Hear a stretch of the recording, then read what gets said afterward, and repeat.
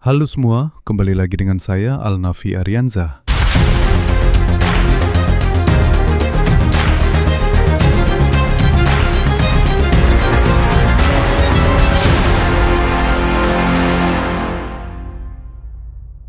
Seperti biasa, kita akan berbagi cerita yang akan menjadi pesan moral untuk kita semua. Singkat cerita, pulau itu tidak pernah tercantum di peta. Tidak ada nama resmi. Penduduk pesisir hanya menyebutnya Pulau Sunyi. Setiap nelayan tahu satu aturan, jangan pernah mendekat setelah matahari terbenam. Bukan karena ombak, bukan karena karang, melainkan karena seorang gadis yang tinggal sendirian di sana. Sudah bertahun-tahun, nelayan sering melihat sosok perempuan berdiri di tepi pantai pulau itu. Selalu sendirian, selalu diam, selalu menatap laut. Ia muncul saat senja dan menghilang saat pagi. Tak ada yang tahu bagaimana ia hidup. Tak ada perahu yang bersandar. Tak ada rumah, kebun, atau api unggun. Namun, ia selalu ada. Di desa pesisir itu, datang seorang pemuda bernama Deka Japala. Nelayan muda yang baru pindah dan belum mengenal cerita lama. Suatu malam, saat para nelayan tua berbincang, Deka mendengar kisah Pulau Sunyi.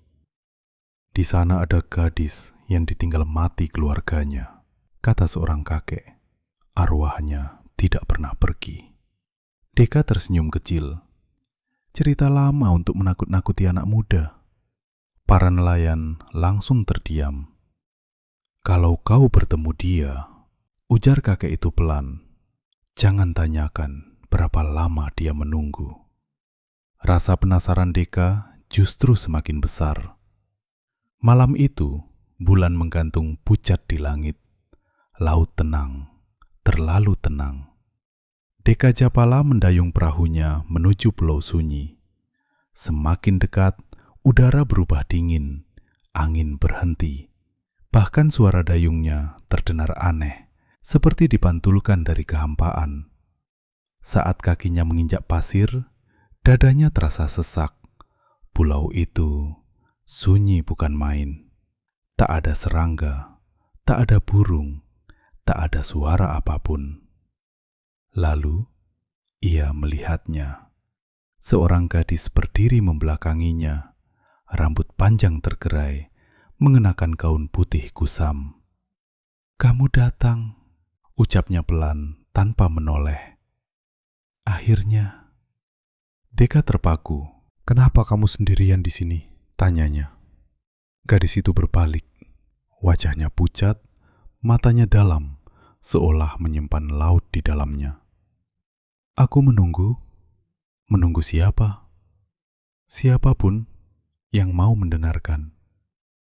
Mereka duduk di pasir. Gadis itu mulai bercerita. Dulu, pulau ini adalah tempat singgah nelayan.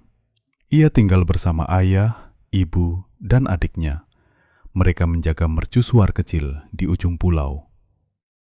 Suatu malam, badai datang tanpa peringatan. Perahu orang tuanya terbalik di laut.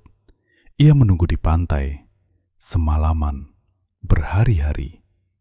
Namun, tak ada yang kembali. Kenapa kamu tidak pergi? Tanya Deka Japala. Gadis itu tersenyum tipis. Aku tidak tahu caranya. Deka mengernyit. Bukankah perahu? Gadis itu memotong.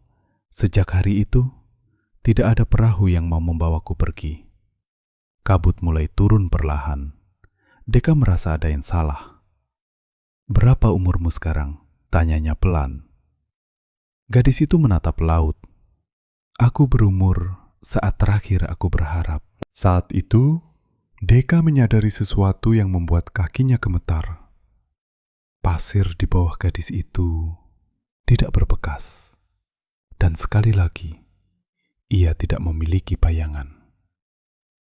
Kamu manusia? Suara Deka bergetar. Gadis itu menoleh dan tersenyum sedih.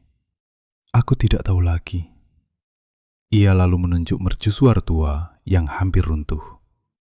Aku menjaga lampu itu, sampai suatu hari lampunya padam.